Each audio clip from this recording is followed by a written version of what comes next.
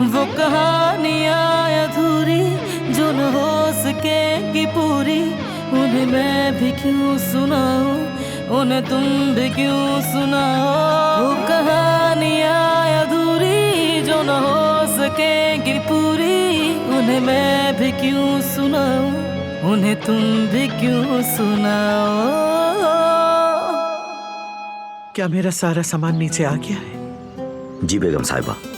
ठीक है, कुदरत को उसके कमरे में ले जाओ, फिर वापस आकर मुझे एयरपोर्ट ले जाना।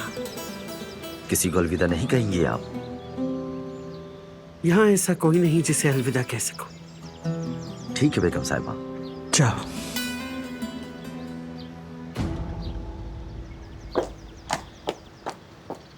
आजाद साहिबा, आजाद साहिबा, प्लीज यहाँ से मत जाएं। ये आपका ही घर है। किसी एक हादसे की वजह से अपने ही घर से दूर मत जाएं आप। मैं आपसे इल्तिजा करती हूँ, खुद को ये सजा मत दें। कुदरत अंकल को आपकी जरूरत है, आपके पोतों को आपकी जरूरत है। यह हवेली आपके बिना वीरान हो जाएगी। खुदारा एक बार फिर से सोच लें। तुम होती कौन हो मुझे नसीहत करने वाली? खुद कसूरवार हो और मासूम बन रही हो।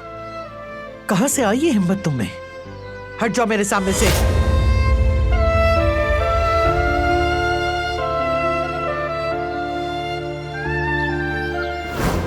इस फैमिली को साथ रखने के लिए बहुत कुर्बानियां दे चुका हूं। ये नहीं जानता कि मैं इसमें कितना कामयाब हुआ। कभी कभी खुद से पूछता हूं कि मेरी तमाम मेहनत बेकार थी क्या?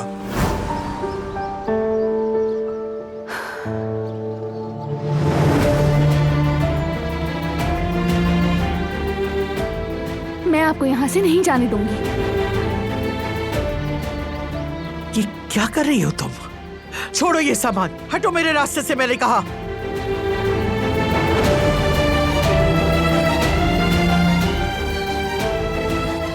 क्या आप अपने बेटे को इस हाल में छोड़ के जा सकेंगी? मैं तो इन्हें इस हाल पर यहाँ से छोड़कर नहीं गई। मैंने तो कसम खाई है कि जब तक ये सेहतयाब नहीं हो जाते, मैं किसी भी सूरत इस हवेली को छोड़कर यहाँ से कभी नहीं जाऊंगी। बताएं फिर एक माँ कैसे छोड़ सकती है अपने बेटे को?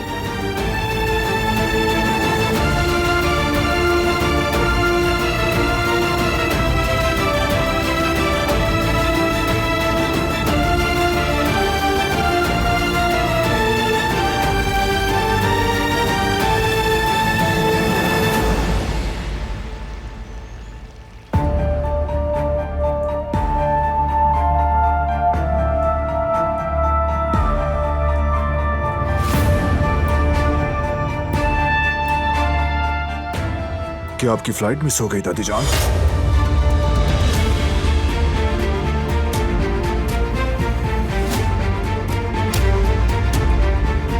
नहीं, मैं नहीं गई। क्यों?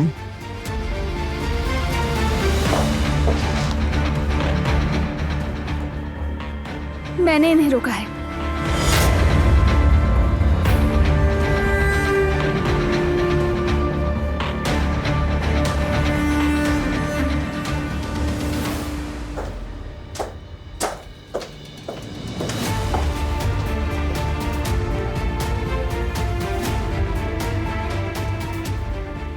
नहीं जाने दिया।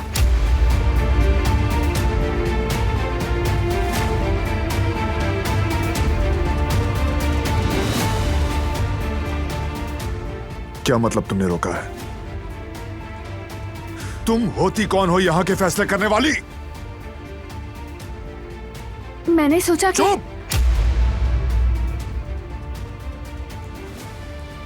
इस घर में तुम समेत कोई मेरे फैसलों के खिलाफ नहीं बोल सकता। समझ गई तुम?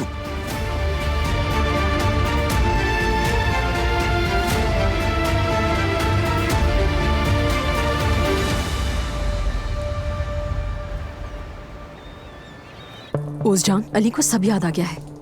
क्या कह रही है? क्या उसे याद था कि पैसा कहा था? हाँ उस जान, उसके वो बैग दोबारा छुपाने से पहले लेना होगा हमें उससे। किसी भी तरह ये काम आज रात निपटाना होगा। अली के मौजूद होते ये मुमकिन नहीं। मुझे सही मौके का इंतजार करना होगा, तभी ये सब कुछ आसानी से हो पाएगा। जो करना है करो, पर जल्दी। राणा साहब इस चीज की फिक्र मत करें, सही मौका देखते ही मैं ये काम कर लूंगा, आप भरोसा रखें।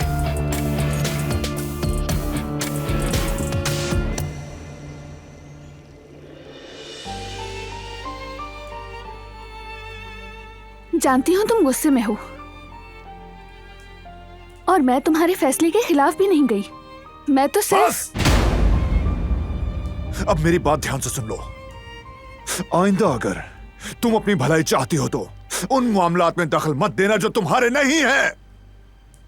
मुझसे मुकाबला मत करो।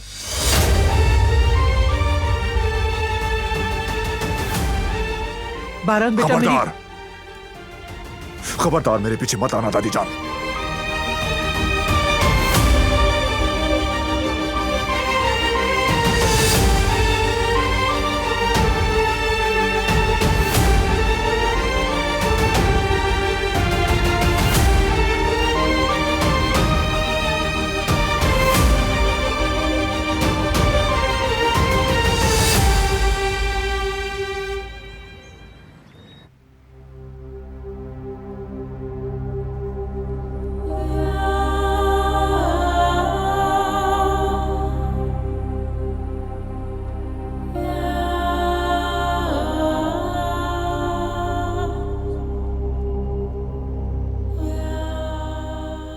मतलब तुम भी यही सब चाहते थे ना, है ना जफदत? मैं इतने अरसे से खाई के किनारे खड़ी थी और तुम मुझे बचाने के बजाय बिना पलक झपकाए मुझे नीचे धक्का दे दिया।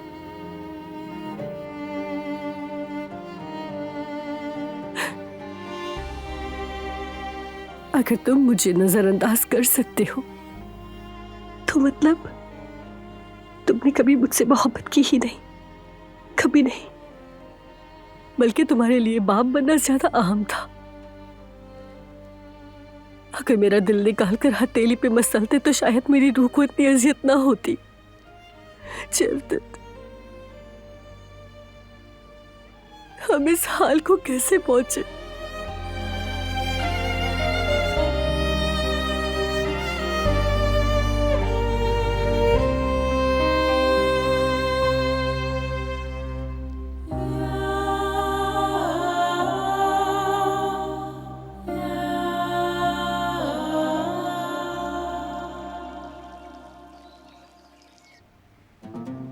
मेरी कुदरत, मेरे बेटे, अपनी माँ के दिल का सुकून देखो। मेरी जान कुदरत, मैं तुम्हें छोड़कर नहीं जा सकी, लेकिन तुम्हारा बेटा, तुम्हारी औलाद अब मुझे अपने सामने नहीं देखना चाहता कुदरत। लेकिन फिर भी मैं ना जा सकी। दिल ऐसा चल रहा है कि जैसे कुछ बाकी ही ना बचा, जिससे अपनी जान से भी ज्यादा चाहा, वही मेरा पोता अब मेरी तरफ देखना भी गवारा नहीं करता। हमारे दुश्मनों की बेटी तक की खुशी मुझे यहाँ रखने में है, लेकिन मेरा पोता नाराज है मुझसे। क्या करूं? वो मुझे अपने सामने देखकर नाराज हो जाता है। ना कोई सलाम, ना दुआ।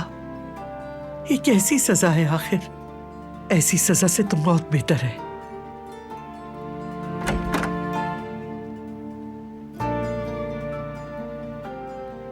बारान बेटा, कम से कम एक बार तो मेरी तरफ देख लो बेटा। इंसान का हक होता है, चाहे 7 कदम साथ चलाओ या एक घूंट पानी दिया हो। क्या मेरा इतना भी हक नहीं तुम पर? ये कैसी सजा है मेरे बच्चे? ये सजा आपने खुद मुंतखब की है दादी जान। मैं सिर्फ आपके फैसले की इज्जत कर रहा हूं। अब से इस घर में रहते हुए भी आप मेरा चेहरा नहीं देख सकेंगी।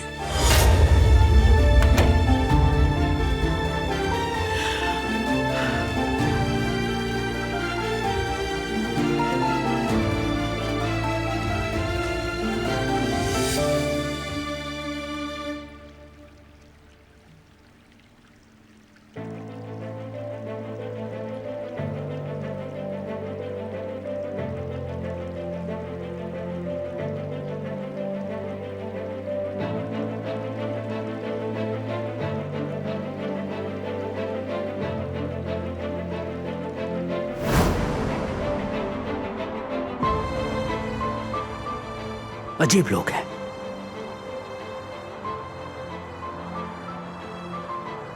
कौन था वो आदमी और तुमसे क्या चाहता है? तंग कर रहा था क्या तुम्हें?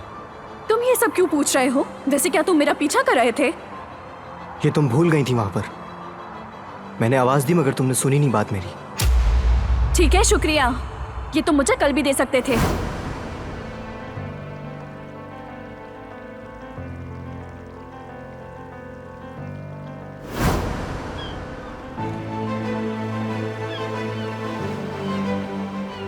तुम्हारे हाथ पे जख्म है,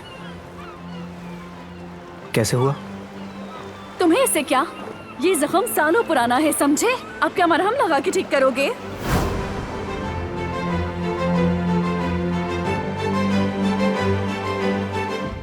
ओह मेरे खूबसूरत भतीजे, क्या तुम्हारे जहाज डूब गए हैं? तुम चुप क्यों हो? कुछ भी नहीं हुआ चाचा, सब ठीक है।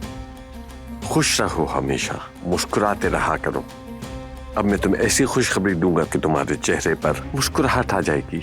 जानते हो तुम्हारी दादी जान ने जाने का इरादा बदल लिया। वो हवेली में हमारे साथ ही रहेंगी। वाकई में?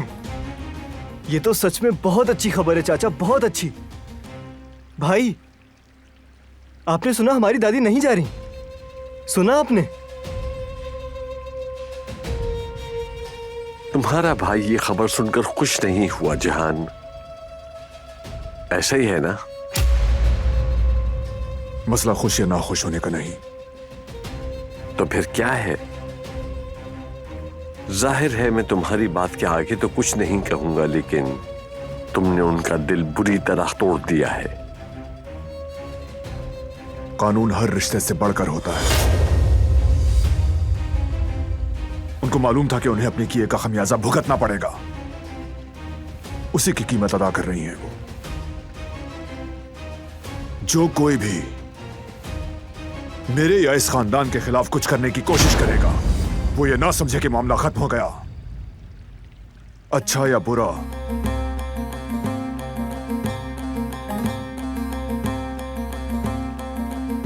जल्द या बदेर हर किसी को अपना हिसाब चुकाना होगा। कोई फरार मुमकिन नहीं।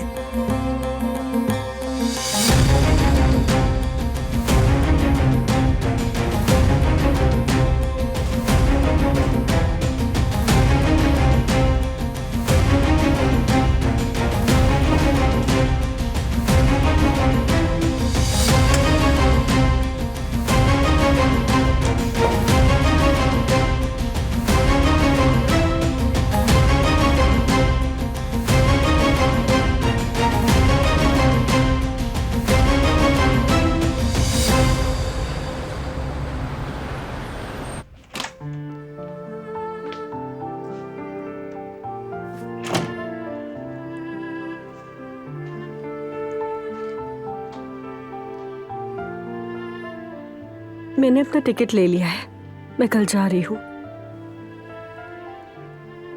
अम्मी, बाबा, आपका हर चीज के लिए बहुत शुक्रिया।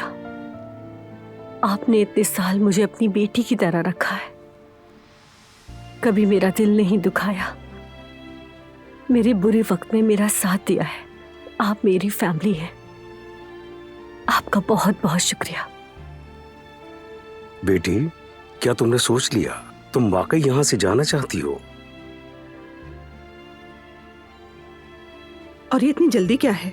ऐसा लग रहा है जैसे आग लगी हो। जरा रुक जाओ और दोबारा सोच लो बेटी। सोचने के लिए कुछ बाकी नहीं रहा अम्मी। ऐसा न कहो, घर बनाना आसान नहीं होता। जीवदत्त बेटे, क्या तुम कुछ नहीं कहोगे?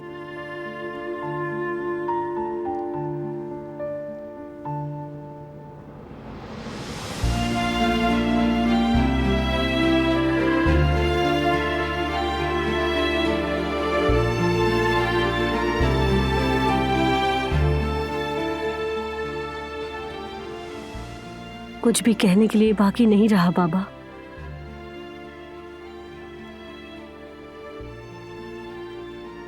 मुतमईन हूं, मैं जा रही हूं।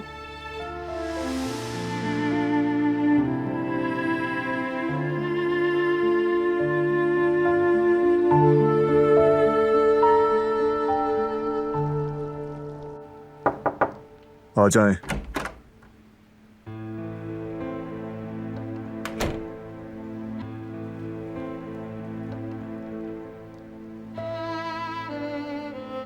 यहां रख दो।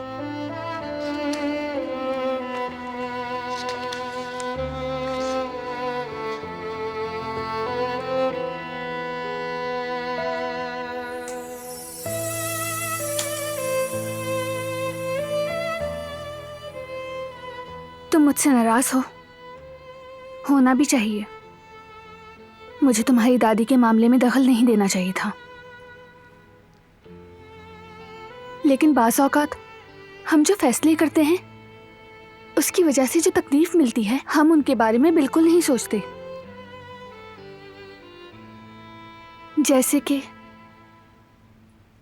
किसी भी इंसान का खानदान से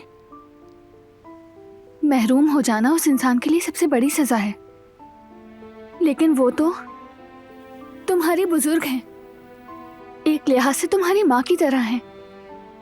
तुम्हारा उनसे मुंह मोड़ना उन्हें यह एहसास दिला रहा है कि तन्हा हो गई हैं वो, जैसे उनका कोई खानदान नहीं।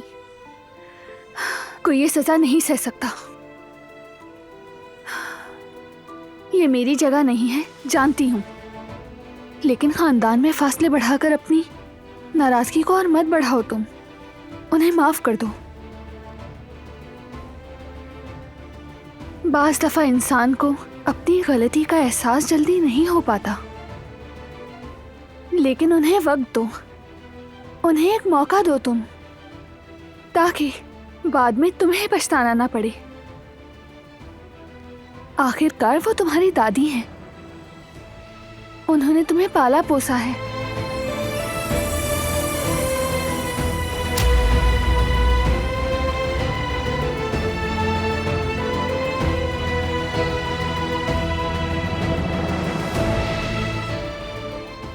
बचपन में एक दिन दादी जान ने हमारे एक मुलाजिम को एक छोटी सी गलती की वजह से निकाल दिया था। मैंने उनसे इल्तिजा की कि उसे माफ कर दें। उनके कदमों में गिर गया था। उस दिन उन्होंने मुझे कहा था, हर गलती की कीमत चुकानी पड़ती है। वो कीमत अदा होना जरूरी है ताकि इंसान सबक हासिल करे और दोबारा वो गलती करने की जसारत ना करे।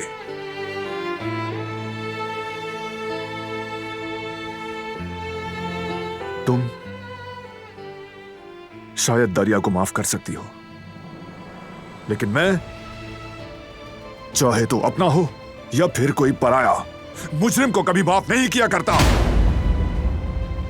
लिहाजा वो सजा भुगतेंगी, कीमत जो भी वो अदा करेंगी वो।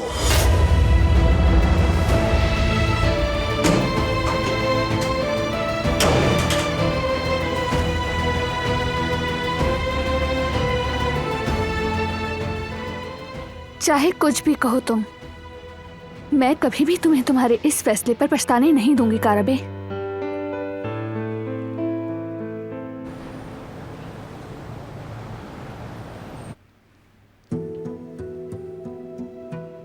तो क्या हम बस यूं ही खामोश बैठे रहेंगे सईद? हमें कुछ तो करना ही पड़ेगा। हमने अपनी जिम्मेदारी पूरी कर दी है हनीफा। अब हम और क्या कर सकते हैं?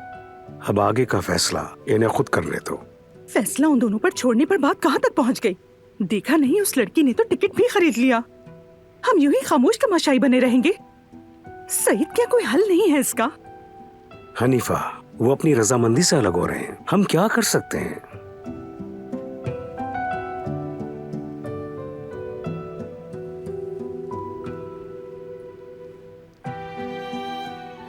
बेटा बताओ, ये सब क्या हो रहा है?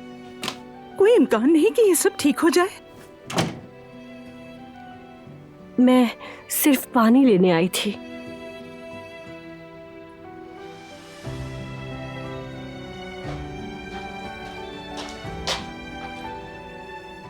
अच्छा, मैं जा रहा हूँ।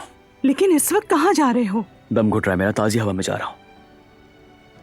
अरे तुम रुको हनीफा, उसे जरा पुरसुकून होने दो।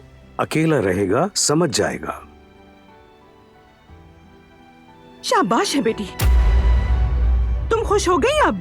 अपनी जिद की वजह से तुमने नतीजा देख लिया। जिद पकड़ ली थी कि बच्चे के बगैर नहीं रह सकती। ये क्या किया तुमने?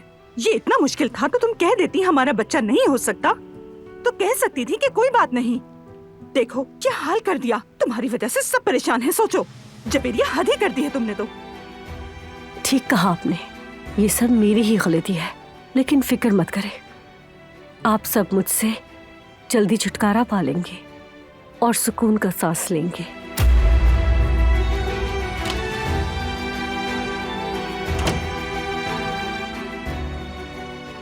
कितनी बेशर्म है कि आगे से जवाब भी दे दी है।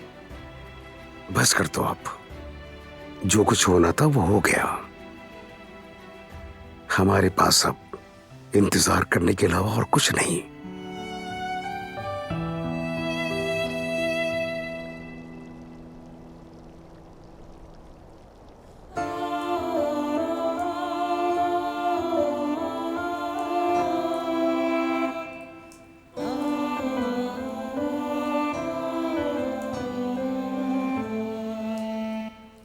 तुम शायद दरिया को माफ कर सकती हो, लेकिन मैं, चाहे तो अपना हो या फिर कोई पराया, मुजरिम को कभी माफ नहीं किया करता। लिहाजा वो सजा भुगतेंगी, कीमत जो भी अदा करेंगी वो। नहीं, ये ऐसे नहीं चलेगा। मुझे कुछ ना कुछ तो जरूर करना होगा। खानदान में नाराजगियां नहीं होनी चाहिए।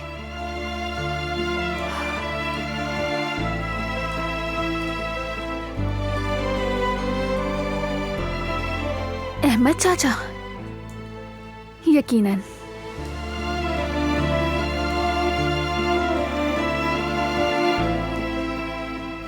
अपनी नाराजगी और इख्तलाफात खत्म कर देने चाहिए ताकि सबके दिल साफ हो जाएं।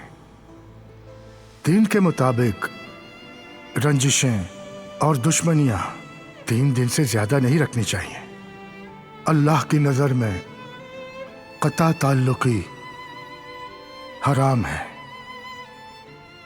और अगर कोई नाराजगी हो भी गई तो पहले उसे सुलझाने की कोशिश करें। उससे आप छोटे नहीं होंगे, बल्कि आपकी शान बढ़ेगी। एक आइडिया है मेरे पास।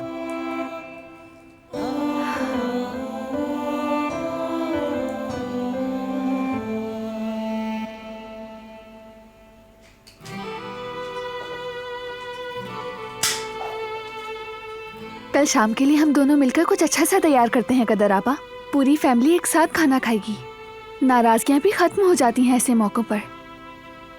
याद है अहमद चाचा ने भी पहली इफ्तार पे यही कहा था, मुंह मत मोड़ो एक दूसरे से, कीना ना रखो और नाराजगियों को तवील ना करो। आप क्या कहती हैं? शायद ये काम कर जाए। बहुत अच्छा सोचा तुमने मेरी बच्ची, और ये भी जानती हूँ कि दादी और पोते की नाराजगी तुमसे बिल्कुल भी बर्दाश्त नहीं हो रही। क्या करूं, खुद को इसका जिम्मेदार समझती हूँ। ऐसा मत सोचो बेटी, तुम्हारा इसमें कोई कसूर नहीं। तुम जो कर सकती थी वो किया। आपको लगता है ना ये काम करेगा? हाँ बेटी, क्यों नहीं करेगा। तुम फिक्र मत करो, मैं सब कुछ संभाल लूंगी। आपका शुक्रिया कदर आपा। तो फिर मैं कुदरत अंकल को एक्सरसाइज करवा कर आती हूँ, फिर हम मिलकर तय करेंगे कि खाने में क्या क्या बनाना है। ठीक है बेटी, ठीक है। मैं आती हूँ। चलो ठीक है।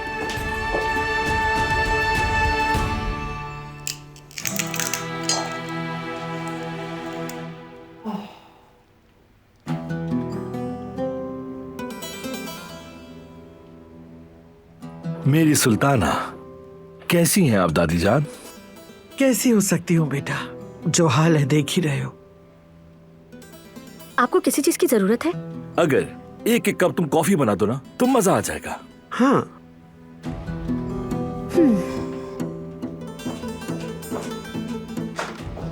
मैं कॉफी बना रही हूँ, आप भी पियेंगी जलान भाभी? नहीं, मैं कुदरत अंकल के पास जा रही हूँ, शुक्रिया।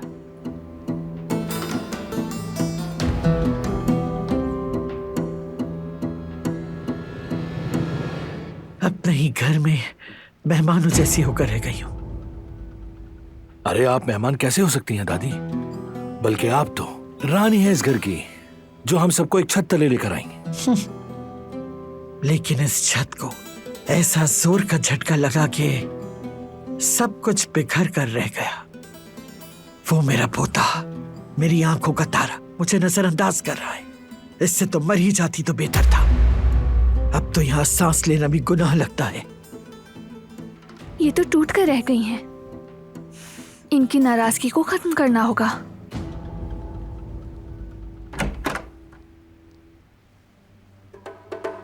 मेरी दादी, बाकी सबको करने थे ऐसा, मैं आपको नजरों से ओझल नहीं होने दूंगा। देखिए, मैं तो अभी भी आपके पास ही हूं। मैं आपके लिए हर किसी से उलझ सकता हूं। बाकी लोग क्या सोचते हैं मुझे इसकी परवाह नहीं। ये घर सिर्फ आपका है और आपको अपने घर से जाने की कोई जरूरत नहीं है, खास तौर पर ऐसे वक्त में जब आपके इस पोते ने ऐसी कामयाबी हासिल की है। कौन सी कामयाबी की बात कर रहे हो? दारियां अपनी शेयर्स बेच रही थी। मैंने इसलिए खरीद लिए ताकि किसी अजनबी के हाथ न जाए।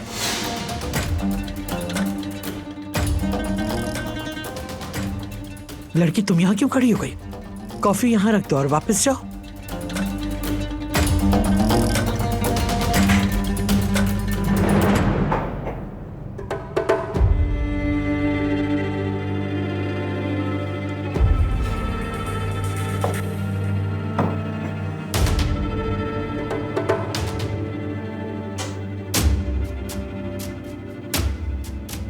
अगर आपको कुछ और चाहिए तो बता दें।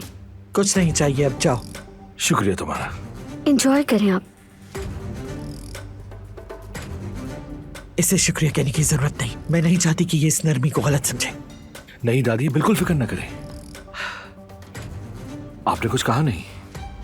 क्या कुछ गलत किया शेयर्स खरीद के? अरे नहीं बेटा, तुमने बहुत अच्छा किया। तुम कभी कुछ गलत नहीं कर सकते। बस जरा हैरान हो गई थी। इससे काराबाइयों की ताकत का पता चलेगा। हिस्से भी बेच दिए गए और देखें दादी, खरीदार भी हमारे घर का ही तो निकला। इसको कहते हैं समझदारी। शाबाश बेटा, शाबाश। तुमने एक बार फिर ये साबित कर दिया कि काराबे मुश्किलात के खिलाफ एक ही मुट्ठी है। मुझे तुमसे यही उम्मीद थी। फख्र है मुझे तुम पर मेरे शेर।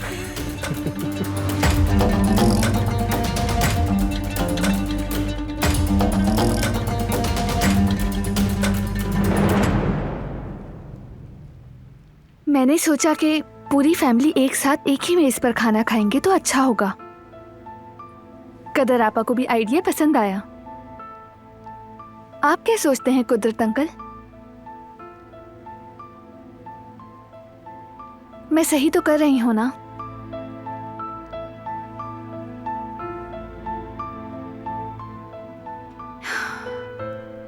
काश कि आप भी हमारे साथ उस मेज पर बैठ सकते।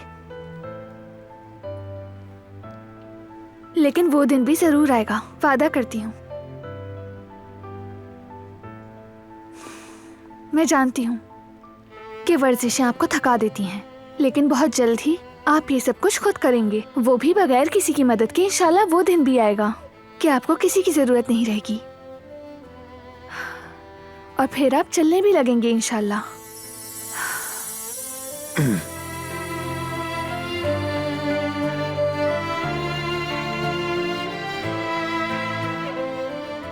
कैसे हैं बाबा?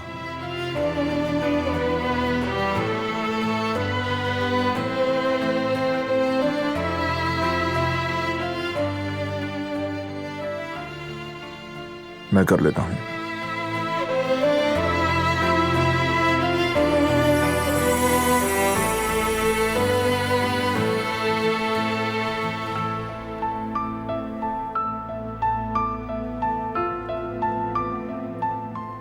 आप ठीक हो जाएंगे बाबा, यकीन रखें आप। इनको पूरा यकीन है ना?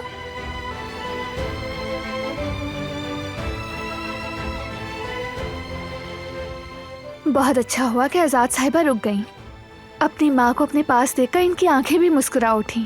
इसके अलावा ये खला मोहब्बत और देखभाल कभी पूर्ण नहीं कर सकती, खुसूसन माँ की मोहब्बत। माँ की मोहब्बत का तो नैमुल बदल कुछ नहीं हो सकता।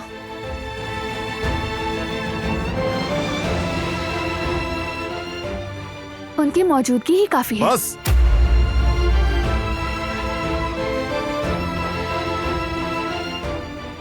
मजीद मत कुरे दो इस मामले को। कितनी बार कहना पड़ेगा मुझे?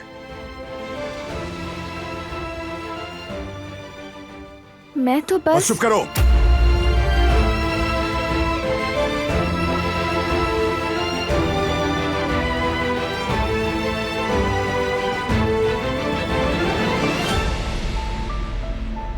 कराओ इनको एक्सरसाइज।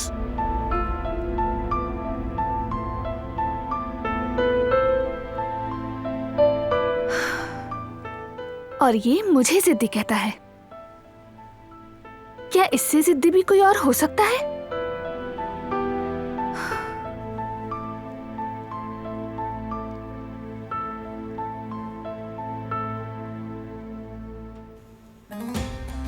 ये बताओ दारिया ने तुम्हें शेयर्स कैसे बेचे? मैं एक बिजनेसमैन हूं गुल। इसे बातों से मनाने की सलाहियत कह सकते हैं। मैं जो चीज चाहूं और वो मुझे ना मिले, कभी ऐसा नहीं हो सकता। लेकिन फिर भी थोड़ा एहतियात करना। जानते हो ना वो औरत बहुत खतरनाक है। तुम बिल्कुल फिक्र न करो, मैं हर चीज का मुकाबला कर लूंगा, सब संभाल लूंगा। जानती हूँ मैं। मुझे खुशी है कि तुम्हारी कंपनी में जगह बन गई। तुम डिजर्व करते हो। शुक्रिया। मैं अपने और तुम्हारे लिए फ्यूचर इन्वेस्टमेंट्स कर रहा हूं। आज तुम्हारे सामने काराबे होल्डिंग्स का सबसे अहम आदमी खड़ा है। अच्छी बात है, लेकिन तुमसे ज्यादा अच्छा नहीं।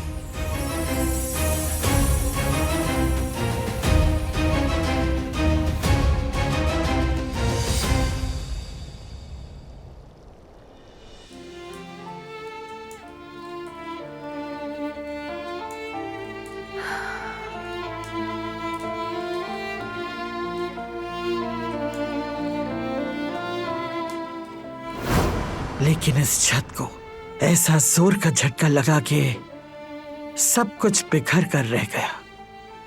वो मेरा पोता, मेरी आंखों का तारा, मुझे नजरअंदाज कर रहा है। इससे तो मर ही जाती तो बेहतर था।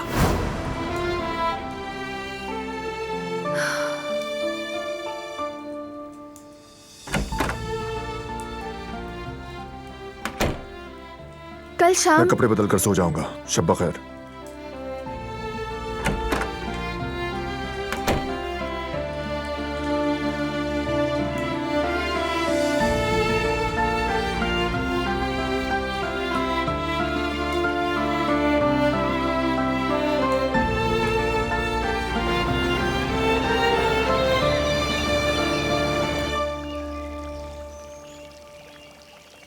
लिस्ट तैयार कर दी है। इफ्तार के आइटम्स भी सोच लिए हैं। कदर आपा, लेकिन हम मीठे में क्या बनाएं? ये फैसला नहीं कर पाई मैं। खीर बना लेते हैं, फरहान साहब को बहुत पसंद है। कोई ऐसी चीज हो जो आजाद साहिबा को भी पसंद हो। कुनाफा या कुछ और भी बना सकते हैं। शुक्रिया आपा, बहुत अच्छा ख्याल है। दोनों का दिल खुश होगा।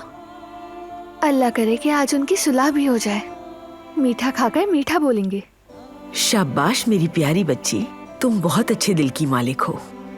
आपा इतनी भी नहीं। हाँ बिल्कुल हो, सबके लिए अच्छा सोचती हो। इतना कुछ होने के बावजूद भी तुमने अच्छा ही सोचा है। और देखो अब भी तुम दूसरों के बारे में ही सोच रही हो। ये अच्छा ही नहीं तो और क्या है मेरी बच्ची। तुम्हारी कोशिशों पर सलाम। बाबा हमेशा कहते थे, जो खुद के लिए सही समझो दूसरों के लिए भी वैसा समझो। मैं चाहती हूँ कि उनकी सुलह हो जाए।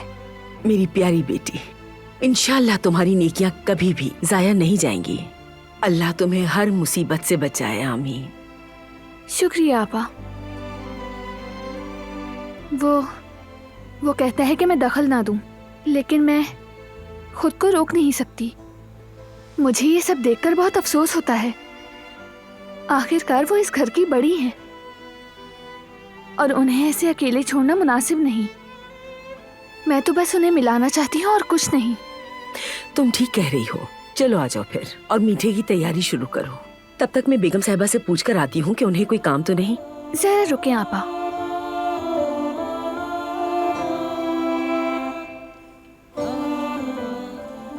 कुनाफा के लिए कौन सा पनीर इस्तेमाल करूं? क्या ठीक रहेगा? हाँ बिल्कुल, लेकिन इसे बारीक काटना है, ठीक है? तुम काटो, मैं अभी होकर आती हूँ मेरी बच्ची।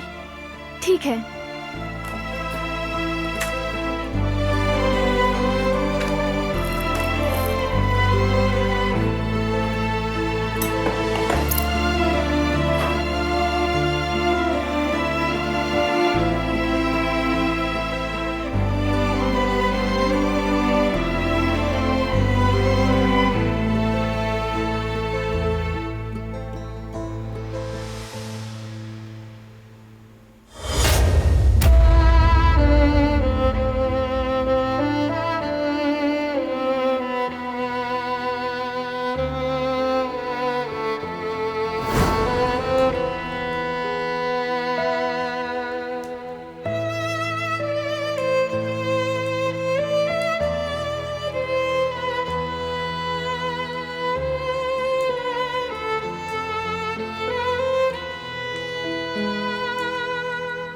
करीब बताओ मेरे। ठीक है, रिलैक्स हो जाओ। करीब बताना।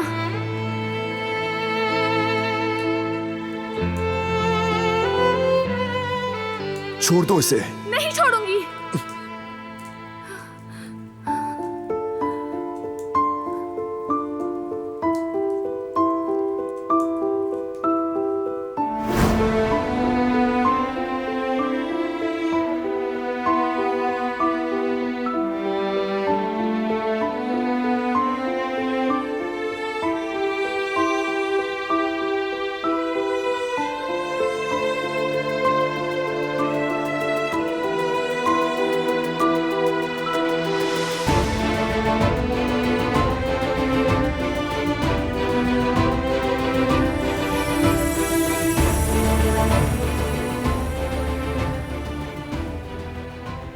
ध्यान रखो। माफ करना, तुम्हें आते हुए नहीं देखा।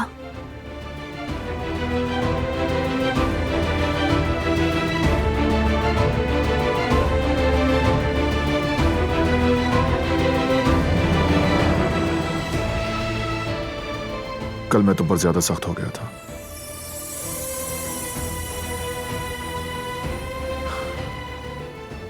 मैं तुम्हारी कोशिशों को समझता हूं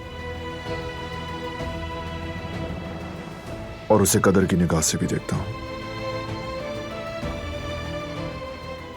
लेकिन फिर भी मैं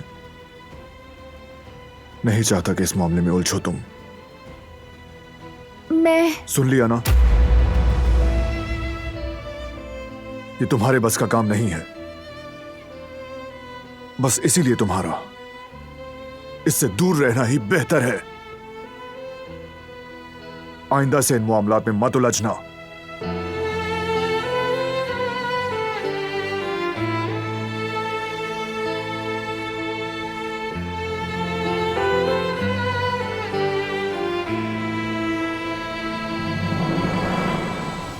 अब मेरी बात ध्यान से सुन लो। आइंदा अगर तुम अपनी भलाई चाहती हो तो उन मामलात में दखल मत देना जो तुम्हारे नहीं है। मुझसे मुकाबला मत करो।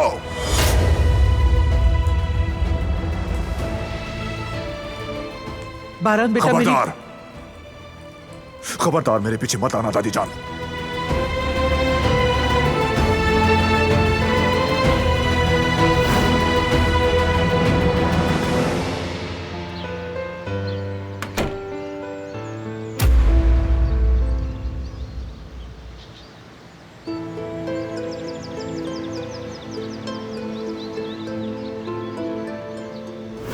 तुम मुझसे नाराज हो? होना भी चाहिए। मुझे तुम्हारी दादी के मामले में दखल नहीं देना चाहिए था,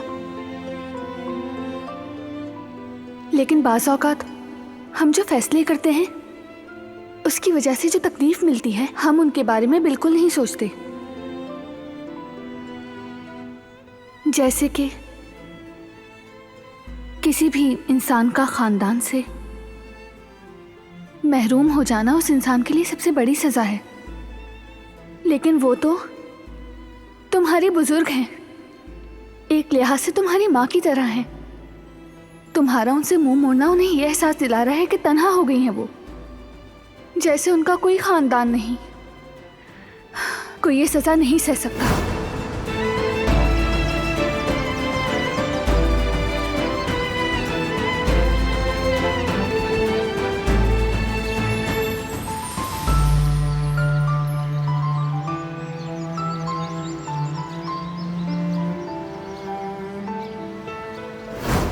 बहुत अच्छा हुआ कि आजाद साहिबा रुक गईं। अपनी माँ को अपने पास देखकर इनकी आंखें भी मुस्कुरा उठी। और इसके अलावा ये खला मोहब्बत और देखभाल पूर्ण नहीं कर सकती, खुसूसन माँ की मोहब्बत। माँ की मोहब्बत का तो नैमुल बदल कुछ नहीं हो सकता।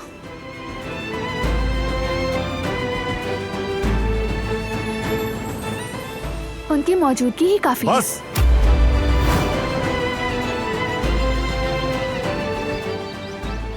जब मैं तुम्हें कोई तकलीफ नहीं देना चाह रहा तो मुझे क्यों मजबूर कर रही हो? ऐसा क्यों कर रही हो? क्यों?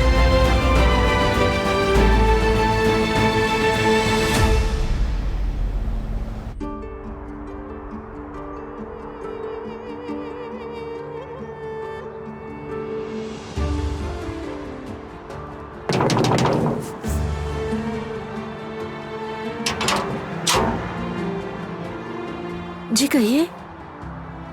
माजरत आपको परेशान करने के लिए। जिहान हूं मैं। किससे मिलना है आपको? सना से। हम दोनों साथ पढ़ते हैं। आज वो आई नहीं प्रैक्टिस के लिए, मुझे फिक्र हुई तो मैं यहाँ आ गया। यहाँ इस नाम का कोई नहीं है। हाँ मगर